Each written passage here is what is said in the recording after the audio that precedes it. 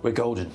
Hello and welcome back to our Jonathan Strange and Mr. Norrell read-along. And You'll notice we're not in our dining room. what's happening? Where are we?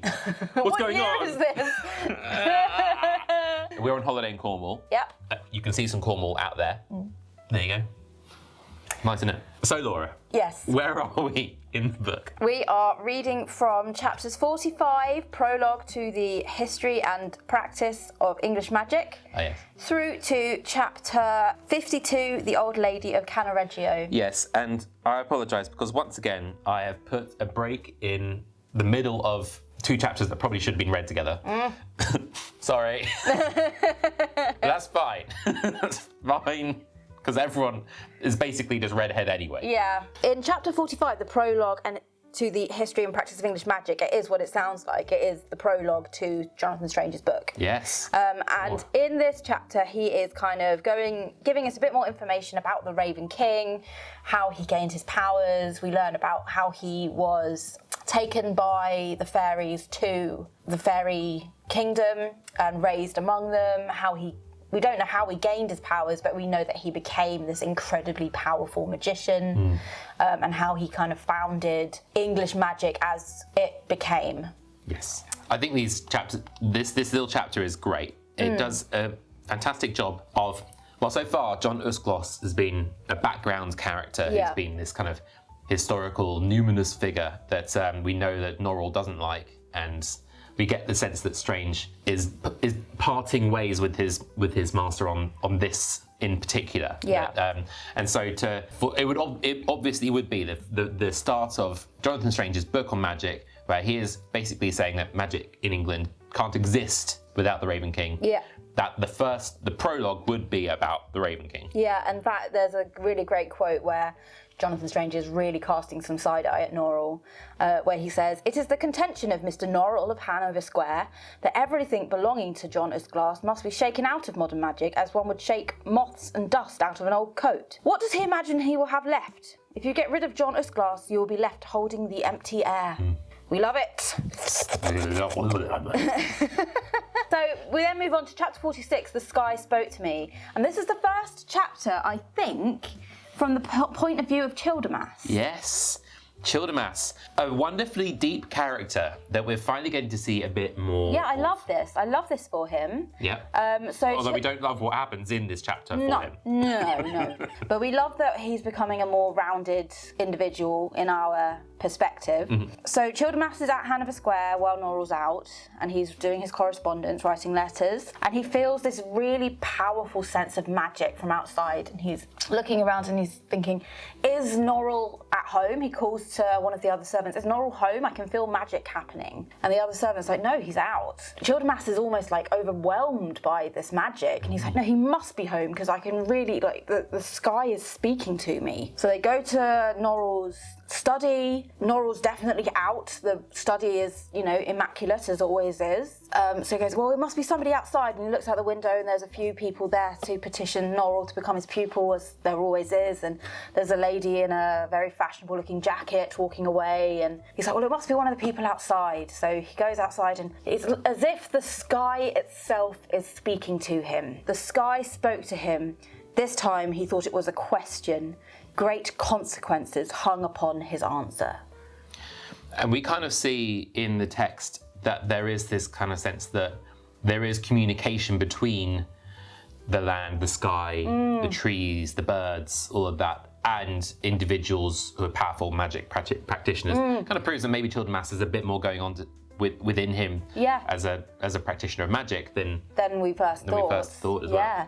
So he comes outside, the sky is speaking to him. He can't work out who this practitioner is that's casting this spell. Norrell arrives back in his carriage, gets down. There's people rushing at him saying, Mr. Norrell, please, can you take me as your pupil? And he's like, no, get back, and just going inside. And then the lady in the fashionable coat comes at him with a dueling pistol and fires a shot. And Childermas takes the bullet. Incredible. I mean, everyone's wondering, why would you do that? It was Lady Pole. It was Lady Pole. It was Lady Pole! And this is great because so far Lady Pole has been, I hesitate to say it, but she's been a passive agent in this story, that things have been done to her. Yeah. And it's been incredibly unfair to her. Yeah. And finally, She's showing some agency. she has a chance to do something. Yeah. I mean, it's not going to help much. No. But it does something. Yeah. And that's so wonderful to kind of give her an opportunity to not just be dominated by the men. Yeah, and not only does she do something, she does something like paranormal. Yeah. Childermas saw the woman shrug herself free of Mr. Marston's grip with what seemed like remarkable ease. She pushed him to the ground with such force that he did not get up again. She put one small gloved hand to Davy's chest, and Davy was flung several yards backwards. Mr. Norrell's footman, the one who had opened the carriage door, tried to knock her down, but his blow had not the least effect upon her. She put her hand upon his face. It looked like the lightest touch in the world. He crumpled to the ground. Lady Pole, more like Lady Swole. Yeah, what the hell? She's like incredibly hench somehow. Yeah, something has happened. Something's going on here. There's some power behind the scenes that is making this happen. And, and we don't know raises what. questions. Yes. I don't think it's ever explained, or it hasn't been yet. Leave it with that. And it also raises the question of where did she get the dueling pistols? We know that the keys to Sir Walter Pole's dueling pistols were in the care of Stephen Black. So was he an accomplice? Is he just getting sloppy? Was the gentleman with the thistledown hair involved? The chapter progresses. Mr. Norrell comes to visit Childermas as he convalesces, having literally taken a bullet for him, and is just really sus and questions how he knows how to cast a detect magic spell.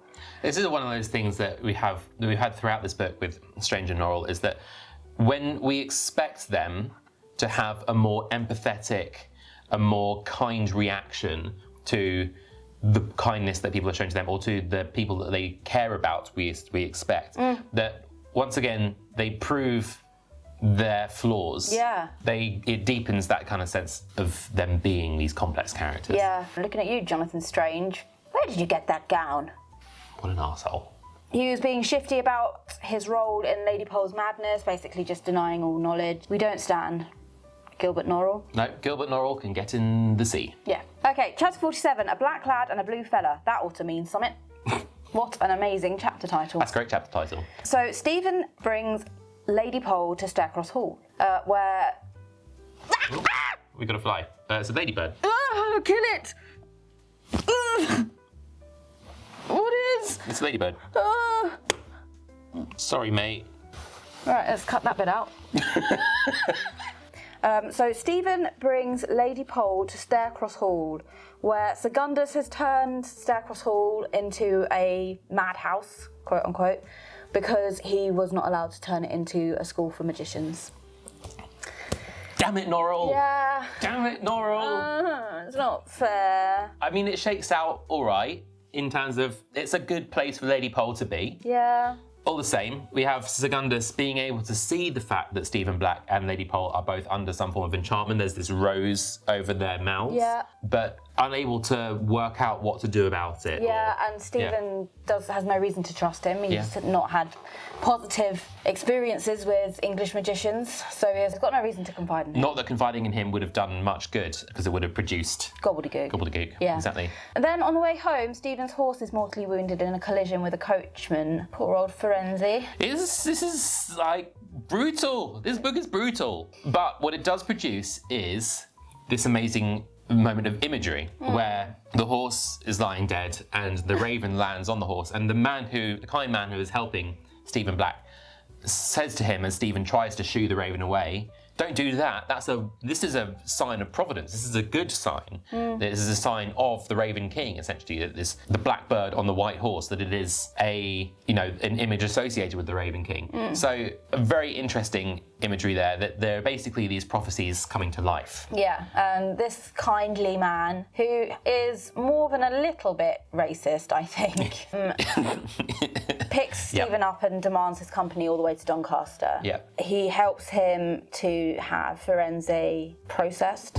into cat meat or whatever. So sad. Yeah. And it turns out he has another passenger in his cart who is a blue man, which turns out is actually just a white man with blue tattoos. Yes. And there's a mad spaniel in the garden. Oh, yes. The blue man is Vinculus. Which is, again, sort of very providential in terms of putting these two characters next to each other. And you can see, essentially, I think this is an aspect of the Raven King's narrative coming into play, that the world is contriving these characters into relationship, into situations. Yeah, I think in another book it would feel overly contrived, but for some reason in this it doesn't. It's a lesson for writers, is that if you need to contrive two characters to meet each other, you kind of have to lay that groundwork a little bit, or make it central. You know, you don't want to. If you have two characters that have no reason to meet each other, then you have to be sensible about how you have them interact. Yeah. Vinculus delivers this prophecy to Stephen, and Stephen is a bit disappointed to learn that the nameless slave refers to the Raven King rather than to himself. Well, certainly, it's. I can imagine,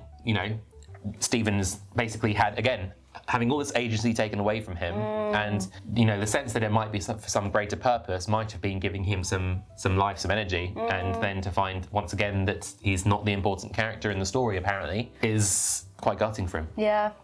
Poor old Stephen. I do have one question that I had in my mind during this chapter, and that is, did Childermas recommend Secundus' school to Sir Walter Pole? Is this their romance that the fan fiction writers are so obsessed with? I can imagine Childermas feeling quite kind of disappointed that he had to, that under the command of Norrell, that he did this. Yeah. You know, I can see that he would have some sense of injustice and want to write it. Yeah. And that this might be a way that he would feel like he is writing it. I'm on board the good ship, Secundamas.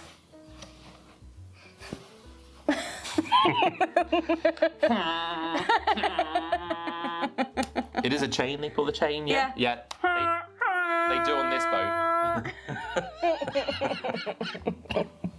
Chapter 48, The Engravings, and we're back with Johnny Strange for the first time since Arabella's passing. Yes. So what state is he in? It's 3 whole chapters since we were last with him. Yeah. Which is quite a long time. Yes, so another lesson for writers. Yeah. You want to prolong a sense of curiosity and make the reader want to continue on going. Yeah.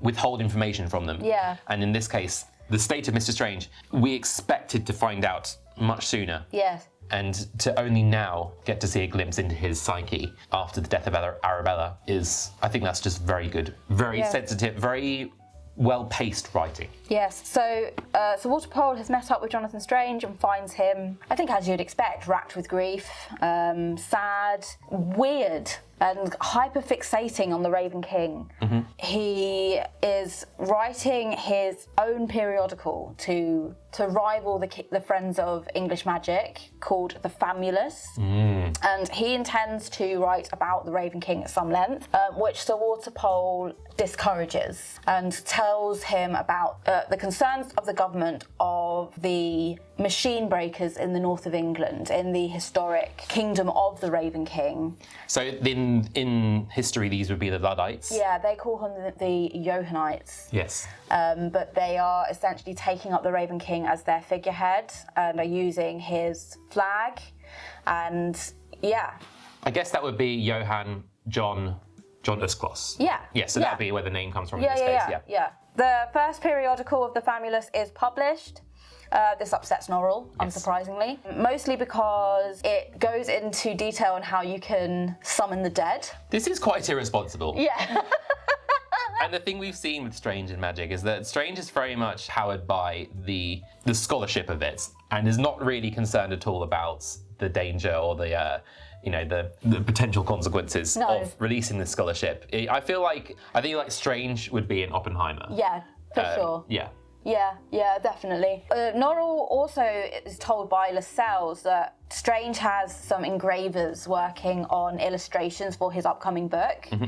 So Norrell sends Childermas to investigate. So the next time that Strange goes to visit his engravers, he immediately spots Childermas using an invisibility spell to try and sneak in. And it's just like, Childermas, is that you? Childermas is like, yes. So he invites Childermas in, shows him the engravings very openly, is like, why are you still hanging out with Norrell? He's such a dweeb. Like, why don't you come and be my pupil? You're clearly a magician. It's a very good question. And Childermas is like, I can't leave Norrell now, but let me promise you that if one of you defeats the other, I will take up the call of the loser, so that there will always be two voices in English magic, which is amazing. Yeah, he's very moralistic. I think he's great. I really love how Childermas is being fleshed out in these chapters. I think he has the clearest kind of moral sense in these books, even though he's done some immoral things. Yeah. He's done them with a clear perspective in his mind. Yeah, for sure. Yeah. Him and Segundus are the most moral, and Honeyfoot. And Honeyfoot too. Yeah, I love Honeyfoot. There is some gorgeous prose in this chapter as well that I wanted to highlight. There's one particular section that Cam's noted on Fable and that I also noticed as I was reading. That reads, at the back of the house in a smutty little yard there was an apple tree which had once been a country tree until grey London had come and eaten up all its pleasant green neighbours. Once, in a bit of industriousness, some unknown person in the house had picked all the apples off the tree and placed them on all of the windowsills, where they had lain for several years, now becoming first old apples, then swollen corpses of apples, and finally mere ghosts of apples. There was a very decided smell about the place, compound of ink, paper, sea coals, brandy, opium, rotting apples, candles, coffee, all mingled with the unique perfume exuded by two men who work day and night in rather confined space, and who never, under any circumstances, can be induced to open a window.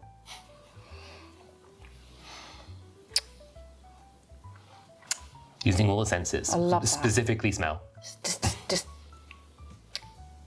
delicious. So good. So, chapter 49, Wilderness and Madness. Jonathan Strange has resolved to drive himself mad in order to summon a fairy.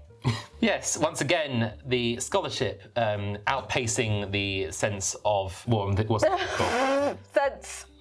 Sense, yes, sense. Scholarship outpacing sense. Yeah. He's promised to Arabella that he won't use the King's Roads, and he's keeping that promise, even posthumously. Yeah. So maybe he is a sweetheart. Don't know about that. No. He tells Sir Walter Pole and Lord Porter said that he intends to take some pupils, including pupils that are not gentlemen, quote unquote, and even some women. Gosh, scandal. Yeah. Amazing. Yes. One of his pupils has already had some luck with magic. I think his name was Tom Levy or something like that. Tom Levy, question mark, has managed to get branches to shoot off a wooden window frame. Oh, yes, I remember and this, then yes. couldn't get them to go away again. Yes. Which is quite reminiscent of Jonathan Strange. Yes. It made me think, you know how Childermas clearly has this affinity with the sky? Does this Tom guy, or your eyebrow twitched? My eyebrow twitched. Your eyebrow was like... Okay, that was involuntary, for the record. Does this Tom guy have an affinity with the trees? I think I will be, to be honest, I'll be brutal here. Don't expect Strange's pupils to have much of a sway in the narrative. Oh. They are a bit of a side piece, to be honest, in the story. And to be honest, if I were to make a critique of the third act, it's that these pupils are kind of only slight set dressing. They don't really have a lot to do. Okay, fine. Well, let's move on then to chapter 50, The History and Practice of English Magic, which is Strange's book has been published. Oh, yes. He's gone off to do his grand tour. He's somewhere in Italy, falling out with Lord Byron. But his book has been published back in London. John Murray is very pleased with himself, having published this book. And people are buying 2 or more copies, which, John Murray thinks is very odd. I mean, I do that with copies of Piranesi. I mean, yeah. And then I give them away. Yeah, that's true. There's some great characters in this. The bookseller, who just is like the most quintessential bookseller you can possibly imagine. John Murray himself, who is a real person from history, loved him. But the book keeps disappearing. So people are buying it, getting home, opening their shopping bag, and it's gone. So they're having to go back, buy another one. And then they get home, put it on the mantelpiece, turn around, it's gone again. They put it on a stack of books, put some books on top of the stack of books, and then discover that the book within the stack of books is not there anymore. Yeah. So they're getting frustrated, and they're coming back to the bookseller, coming to John Murray and going, what is going on here? what is this? You're a thief. Obviously, it then transpires that it's Norrell. He doesn't want Jonathan Strange's book to be out there, so he's doing some magical jiggery-pokery. Did you feel during this whole section a fear/anxiety of the idea of the text of the book being lost for good? Yeah. That terrified me, the idea that Jonathan Strange had written this massive book and that it had been erased from the face of the earth. That's so terrifying. Yeah, horrible, horrifying. Maybe it speaks to my personal anxieties. Yeah, I mean, no, make sure you back up your book. Oh, don't worry, it's backed up. Everybody in like get back pages. up. Yeah. If you write, another tip for writers. Back up your storage. Yes, it's a more pragmatic tip this time. Use Dropbox, Drive, whatever. Yeah. Yeah, I've written, transpires that Norrell is making them disappear through magic because he's a meddlesome old twat.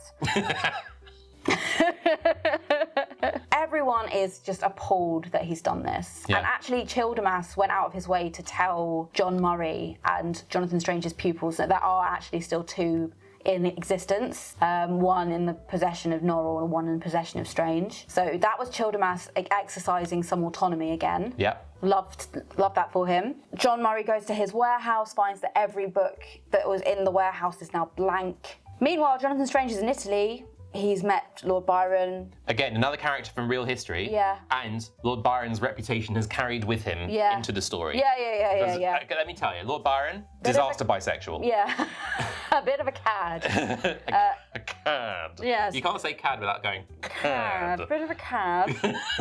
He also met Percy Shelley and Mary Shelley. Yes, and Claire Claremont. Yes, yep. Didn't like them very much, which is a shame. And then he meets a nice English family called the Greysteels with a pretty unmarried daughter. Oh. And I've written, what about Arabella, Jonathan? Jonathan. And we've established that Laura's very good at going, Jonathan. Chapter 51, Strange is now in Venice and corresponding with his friends in London by letter. So, Venice. Remember that? Yeah. Remember the paintings? Yeah. In the drawing room of Lady Pole. What was her Lady Wintertown. Town. In the drawing room of hers. I mean, in terms of foreshadowing, it's not necessarily thematic foreshadowing. It's more just it's foreshadowing of a very base sense, but a good one. Yeah. I've written, Strange is in Venice speaking to his friends in London by letter, finds out about Norrell's twattery and is furious. Yes, it's a good strong word, twattery. Yeah. Lots of touristy stuff with the Greysteels. Flora Greysteel is upset that he spent a long time in the company of another young lady. Oh gosh. Who it turns out was actually more interested in Lord Byron. I think that was Claire Claremont. It was Claire Claremont, who actually got a very poor deal and was treated very badly by Lord Byron in real life. But I can see why Johnny Strange might not have liked her. He's again, Johnny Strange is also a bit of a cad. He is a bit of a cad. A cad. So yeah, there's this flirtation going on with Flora Greysteel. I'm not sure how I feel about that. What about Arabella, Jonathan? As far as he's concerned, Arabella's dead. He's a magician. Why isn't he in his scrying bowl trying to find her?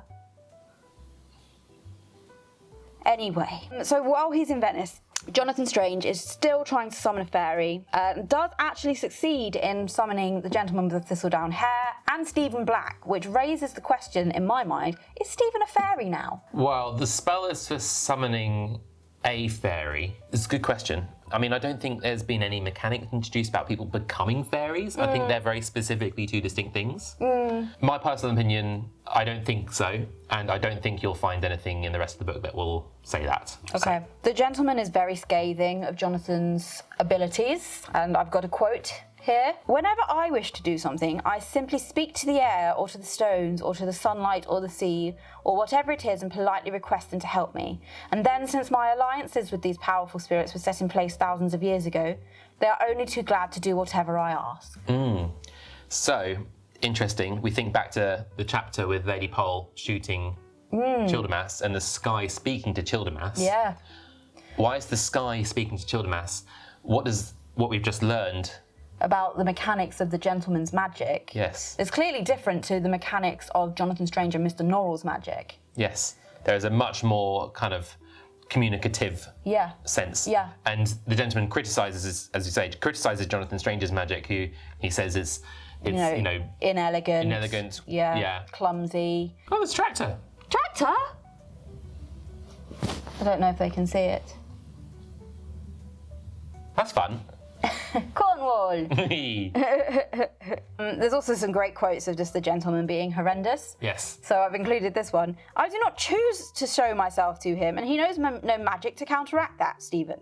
Quick, turn the pages of that book. There is no breeze in the room, and it will perplex him beyond anything. Ha! See how he stares. He half suspects that we are here, but he cannot see us. Ha ha! How angry he is becoming. Give his neck a sharp pinch. He will think it is a mosquito. I think this is great. This is a gentleman trying to exercise some control. Because he's realising in this scene that, as Stephen points out, that the spell worked. Yeah. That Jonathan Strange's spell to summon a fairy did summoned him. And it's the first sign that we see of the gentleman becoming slightly uncomfortable. Yeah. And every scene where the gentleman is uncomfortable is glorious. And then he turns into a petty little child. Yes. So good. Ha ha! How angry he is becoming. Give his neck a sharp pinch. He will think it is a mosquito. Okay, final chapter of this section was chapter 52, The Old Lady of Cannareggio. Yes, apologies once again for just dumping this chapter on you readers and not suggesting you go on and read the following chapter. Yeah. Because this makes no sense by itself. That the next chapter is essential to make sense of this chapter. Okay, so the Greysteels go to visit an old lady in the Jewish quarter of Venice, in the Jewish ghetto, who was of Jewish descent, and we find out in one of the footnotes at the end of the chapter, she was a language prodigy who could speak every language on earth, including the mythical language Welsh. We also learn here that Gaelic, the Celtic languages, are the closest to the language of fairy. Yeah. She married another very intellectually curious man, and they gambled their fortunes away in Venice, and eventually he lay down on the pavement and died and left her penniless and alone. So the Jewish community of Venice, for some reason, due to her ancestry, felt obliged to care for her, and she just lived in seclusion in the Jewish ghettos of Venice, going mad. And now she has forgotten all her languages apart from the language of cat. And it was like I could see my future. Aside from eating birds. Apart from eating birds, yeah. So we leave, the chapter ends with the Greysteels being very creeped out, and their guide going, we need to go, like, this is creepy AF. This woman is not responsive to human conversation. Like, they're trying to talk to her. She's just ignoring them. Like, they're not even in the room. She's like looking through them. There's like 50 cats in the room. Mm-hmm. And the guide is just like, we need to go. This is creepy. Can we go? I've heard of this woman. This is spooky, scary. Need to go. And they get up to leave, and then a cat jumps on the windowsill with a dead mouse or dead bird. Dead bird, I think, in this chapter. Yeah, with the dead bird in its mouth, and she gets up and like makes a non-human noise, like and yeah, turns out she can only speak cat. Interesting. And we think, what's this got to do with anything? Yeah. I suppose there's an important note on madness and on grief for Jonathan Strange, considering that he is, actively pursuing madness in order to be able to summon a fairy, and is in the throes of grief himself. But yeah, I don't have that much to note on this chapter because it is completely batshit and doesn't make any sense. Yes. So join us next week, folks. Join us next week, yes. Probably thinking, what is going on? And yes, if you haven't already read on, I kind of think, get on with it. Go with it. Yeah, seriously, it will all make sense. And I'm sorry that I didn't really put that in the right place. That's okay. We're all having fun. So yes, Laura, okay, so you have read ahead a little bit. I have. But I'm interested to know, at this point, if you can recall, what were your impressions of what might happen next and all that? Can you recall any of that, or has it now been overwritten by... No, it hasn't, because I made a point of thinking of this at that point. Okay. At this point, before I read on, I thought he's going to have to summon the fairy. At some point, he's going to succeed in summoning the fairy, so he is going to drive himself mad. Clearly, this mad lady is going to be involved, so he's going to have to get involved with this old lady of Cannareggio. She's not just been plopped here for no reason. There has to be a narrative point to her being in the story. So clearly, Jonathan Strange, the Greysteals are going to tell Jonathan Strange about this old lady. He's going to go and visit her, and either she's going to help him go mad, or I don't know. Whatever happens, I think Johnny Strange's mental well-being is going to be compromised.